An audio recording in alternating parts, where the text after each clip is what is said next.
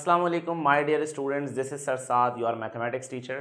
Students, class 9 की mathematics में chapter number 1 continue है हमारा। और चैप्टर नंबर 1 पर अभी जो बात हमने की थी लास्ट लेक्चर्स में वो एक्सरसाइज 1.1 की थी। और अब हम बाकायदा आगाज़ कर रहे हैं हमारी एक्सरसाइज नंबर 1.2 का। पर उससे पहले एक्सरसाइज नंबर 1.2 को सॉल्व करने से पहले, समझने से पहले, हमें एक बहुत इंपॉर्टेंट टॉपिक डिस्कस करना है जिसका नाम है properties of real numbers. Real numbers की प्रॉपर्टीज, रियल नंबर्स की खसूसियत, रियल नंबर्स कौन सी प्रॉपर्टीज को फॉलो करते हैं। तो आइए इस पे बात करते हैं। There are 5 main properties of real number. और सबसे पहली जो प्रॉपर्टी हम लोग डिस्कस कर रहे हैं वो डिस्कस कर रहे हैं क्लोजर प्रॉपर्टी। जी स्टूडेंट्स, क्लोजर प्रॉपर्टी डिस्कस करेंगे। सबसे पहले क्लोजर प्रॉपर्टी क्या होती है, शॉर्ट वर्ड्स में, आसान लफ्ज़ों में मैं आपको समझाता हूँ कि अगर मेरे पास ए और बी दो रियल नंबर्स हैं, A B are two real numbers. अगर मेरे पास ए और बी दो रियल नंबर्स हैं और अगर मैं उन्हें प्लस करता हूँ ए प्लस बी, तो लाजमी सी बात है कोई ना कोई आंसर आएगा। लेट सपोज आंसर आ गया है सी। फॉर एग्जाम्पल, एक एग्जाम्पल के तौर पे दो रियल नंबर्स को प्लस करने पर कुछ ना कुछ तो आंसर आएगा। तो स्टूडेंट्स, जो आंसर आएगा उसका ताल्लुक भी रियल नंबर से ही होना चाहिए। क्लोजर प्रॉपर्टी ये सिखाता है कि अगर आप दो नंबर्स को प्लस करेंगे और वो दो नंबर्स का ताल्लुक रियल नंबर से है तो जो आंसर बदले में मिलेगा उसका ताल्लुक भी रियल नंबर से ही होगा। इसकी एक एग्जाम्पल देखते हैं, इसकी एक एग्जाम्पल ले लेते हैं स्टूडेंट्स। एग्जाम्पल ये है हमारे पास कि अगर 3 + 4, एज वी नो 3 भी रियल नंबर है, एज वी नो 4 भी रियल नंबर है। अगर 3 + 4 सॉल्व करते हैं तो आंसर क्या आता है 7। तो जो आंसर आया है हमारा 7 वो भी किससे बिलोंग करता है, वो भी रियल नंबर से ही बिलोंग करता है। तो स्टूडेंट्स, ये कौन सी प्रॉपर्टी है, ये क्लोजर प्रॉपर्टी है। अब एक सवाल ये आता है, क्या क्लोजर प्रॉपर्टी हम सिर्फ एडिशन के लिए फॉलो करते हैं? क्या हम क्लोजर प्रॉपर्टी मल्टीप्लिकेशन के लिए फॉलो नहीं कर सकते? जी बिल्कुल फॉलो कर सकते हैं। यहां हम जितनी भी प्रॉपर्टीज डिस्कस करेंगे अभी वो प्लस के लिए भी होंगी और मल्टीप्लाई के लिए भी होंगी। ओके, नेक्स्ट प्रॉपर्टी की तरफ चलते हैं स्टूडेंट्स। नेक्स्ट प्रॉपर्टी है हमारी number 2, that is commutative property. Commutative property, ठीक है, बहुत इंपॉर्टेंट चीज है ये, एमसीक्यूज में भी पूछी जाती है और एक्सरसाइज 1.2 में भी इसका बहुत ज्यादा काम आने वाला है। कम्यूटेटिव प्रॉपर्टी, कम्यूटेटिव प्रॉपर्टी क्या कहती है स्टूडेंट्स?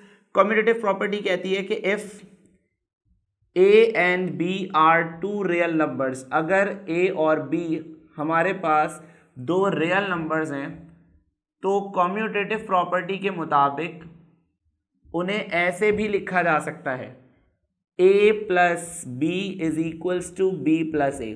अब इसमें समझने जैसा क्या था, कुछ भी नहीं। आसान लफ्जों में बात करें, a में b ऐड करो या b में a ऐड करो, दोनों सूरतों में जो आंसर आएगा वो तो एक ही आएगा।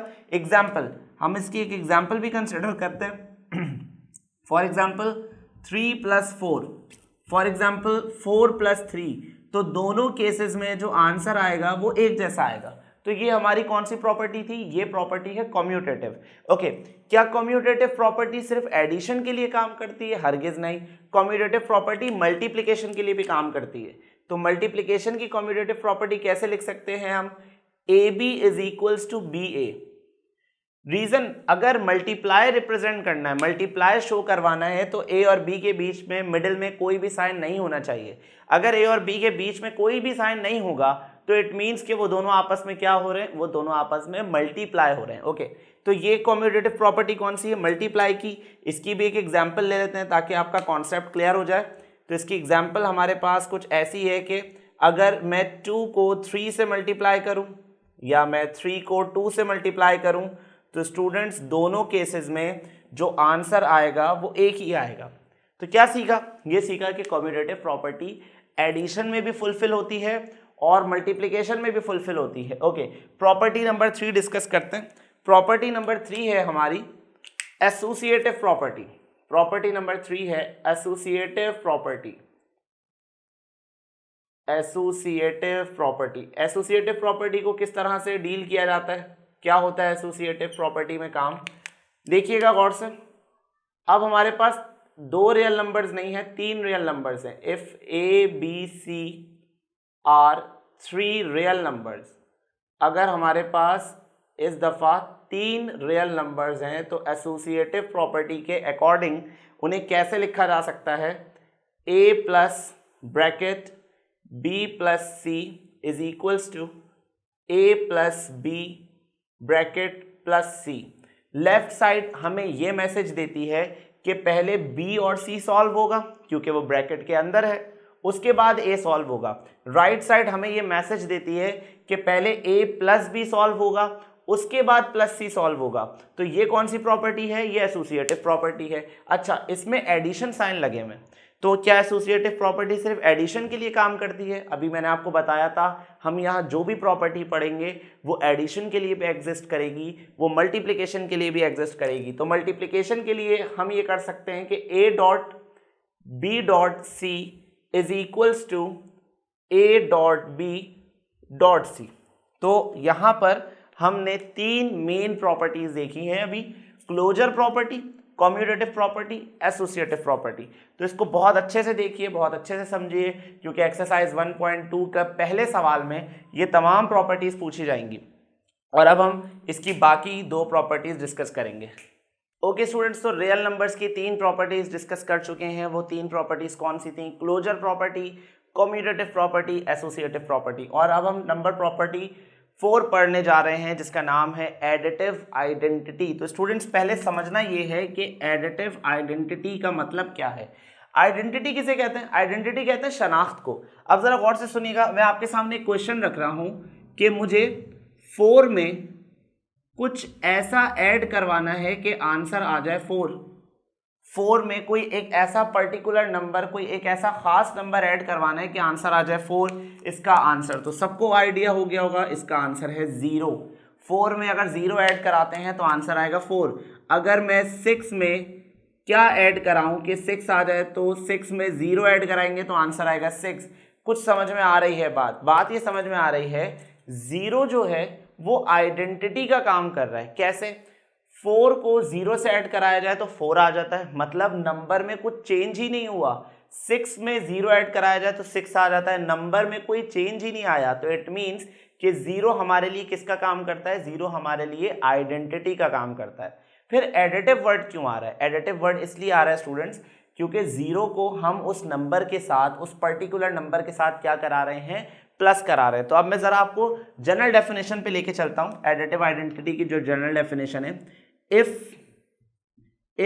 a belongs to real number, मान लेते हैं कि हमारे पास कोई एक नंबर है a, उसका ताल्लुक किससे है? रियल नंबर से है। So a plus 0 is equal to a। उस नंबर में अगर 0 को ऐड कराया जाए तो आंसर में वही नंबर दोबारा से आ जाएगा, थोड़ा सा भी फर्क नहीं आएगा। तो स्टूडेंट्स 0 ने फिर किस चीज का रोल प्ले किया है? 0 is an additive identity। 0 is an additive identity क्योंकि 0 ने उस नंबर की शनाख्त करवा दी है।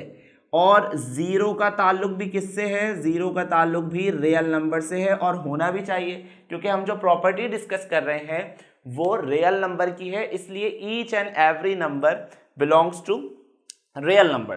प्रॉपर्टी नंबर 5, प्रॉपर्टी नंबर 5 जैसे कि हमने अभी एडिटिव आइडेंटिटी के बारे में सीखा, इसी तरीके से प्रॉपर्टी नंबर 5 हमें सिखाती है मल्टीप्लिकेटिव आइडेंटिटी के बारे में। मल्टीप्लिकेटिव आइडेंटिटी के बारे में प्रॉपर्टी नंबर 5 हमें सिखाती है मल्टीप्लिकेटिव आइडेंटिटी। जी, तो जैसे एडिटिव आइडेंटिटी में हमने प्लस को यूज किया था, प्लस को यूटिलाइज किया था, उसी तरीके से मल्टीप्लिकेटिव आइडेंटिटी में मल्टीप्लाई को यूज करेंगे। अब मेरा क्वेश्चन आपसे थोड़ा सा चेंज है, मैं कह रहा हूं 4 में मल्टीप्लाई क्या करूं कि आंसर 4 आ जाए, 6 में मल्टीप्लाई क्या करूं कि आंसर 6 आ जाए। तो सोचिए, सोचने जैसा कुछ है तो नहीं, इसमें बड़ा आसान सा सवाल है। 4 को अगर 1 से मल्टीप्लाई करेंगे तो 4 आंसर आ जाएगा, 6 को अगर 1 से मल्टीप्लाई करेंगे तो 6 आंसर आ जाएगा। तो इसका मतलब 1 ने किसका काम किया है? 1 ने आइडेंटिटी का काम किया। 1 ने उस नंबर की एज इट इज शनाख्त करवा दी, पहचान करवा दी, मगर 1 इस दफा प्लस नहीं हुआ। जैसे 0 प्लस हुआ था, 1 प्लस नहीं हुआ, 1 मल्टीप्लाई हुआ, तो इसलिए 1 को कौन सा टाइटल दिया जाता है? 1 को टाइटल दिया जाता है मल्टीप्लिकेटिव आइडेंटिटी। जनरल डेफिनेशन पे बात करते हैं। जनरल डेफिनेशन पे बात करते हैं इसकी कि अगर इफ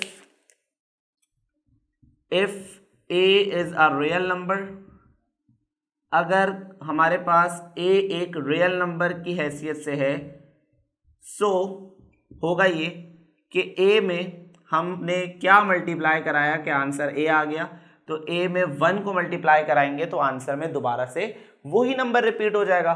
तो 1 को टाइटल दिया जाता है 1 is a multiplicative identity, 1 is a multiplicative identity,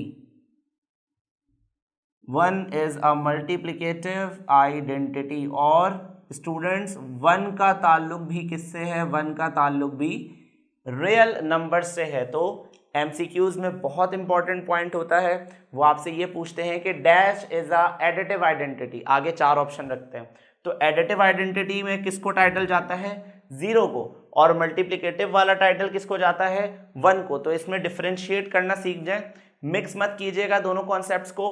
additive में 0 अलाउ है, मल्टीप्लिकेटिव आइडेंटिटी में 1 अलाउ है। और अब हमारी जो 6th प्रॉपर्टी रह गई है उस पे आते हैं, उसका नाम है इनवर्स प्रॉपर्टी।